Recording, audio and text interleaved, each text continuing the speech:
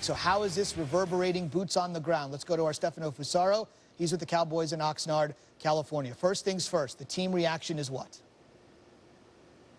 Well, the team isn't here today, but I've already spoken to a player who's completely shocked at one of the defensive starters on the team.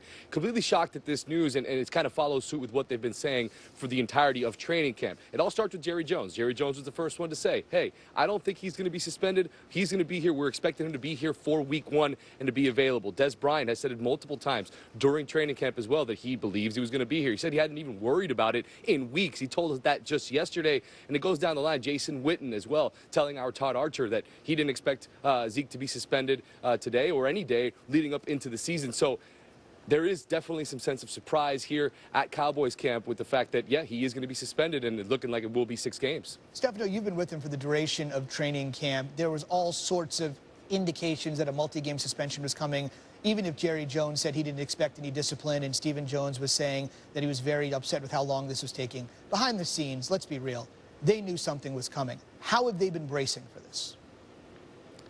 Now, of course, publicly they won't admit to that, but they did bring in Ronnie Hillman at the beginning of training camp, and you could argue that that was to create some depth behind Ezekiel Elliott. Now, they do have some veterans. I mean, they have Alfred Morris is in this backfield. They have Ronnie Hillman, as I said, and of course the starter is probably going to be Darren McFadden moving forward. It is going to be a multi-back system. Rod Smith has also been involved during training camp, and he's received praise from head coach Jason Garrett as to how good he's been during this training camp. So they do have the depth to kind of fill in the spots in the meantime, while Zeke is going to be out with that suspension. No question about it.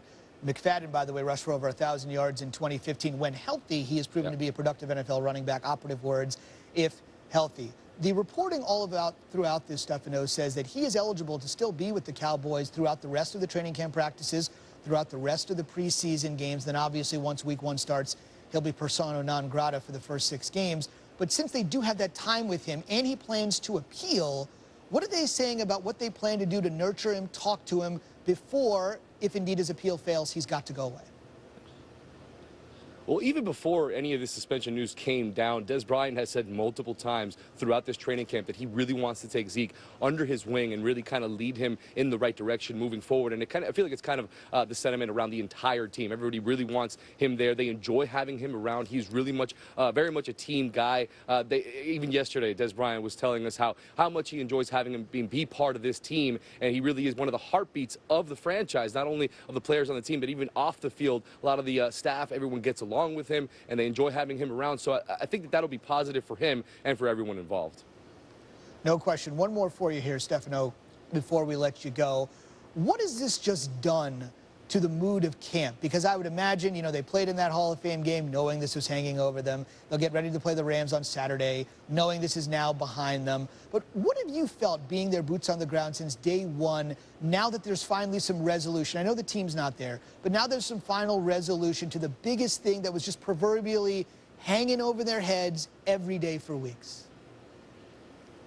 Whether they'll admit it or not, it is kind of a weight off of their shoulders. They now know where they can go. Darren McFadden told us yesterday when we were talking to him about, you know, the possibility of him becoming the starter moving forward if Ezekiel Elliott was suspended. And he was just kind of very nonchalant about it. I'll be ready. I'll be ready to go. And I asked him, I'm like, doesn't it make it, you know, doesn't it help to know the situation moving forward before the season begins? And he's, you know, pretty much, he didn't say whether that did help him or not, but you can tell that obviously, you know, these athletes are creatures of habit. They want to know what to expect when moving forward and when going into a game. And now they kind of have that resolution, and I think it helps them moving forward. No question. The incident took place July of 2016. The NFL investigated for over the course of a year. Ezekiel Elliott went to New York. He met with the league commissioner, and after all the due diligence has been done, 13 months since this happened, Ezekiel Elliott has been suspended 6 games by the National Football League. That's our Stefano Fusaro with the Cowboys, not present today, but certainly present and top of mind, the loss of their superstar, at least for the first 6 games pending appeal. And the appeal process is what I want to talk about with our Dan Graziano, our NFL insider.